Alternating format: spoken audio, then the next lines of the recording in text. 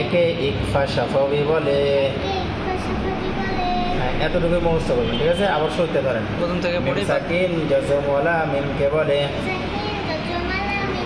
ওটা কিন্তু লেখা নাই এখানে, যে বললাম যে মিম সাকিন জজমওয়ালা মিমকে বলে, ওটা কিন্তু এখানে লেখা নেই।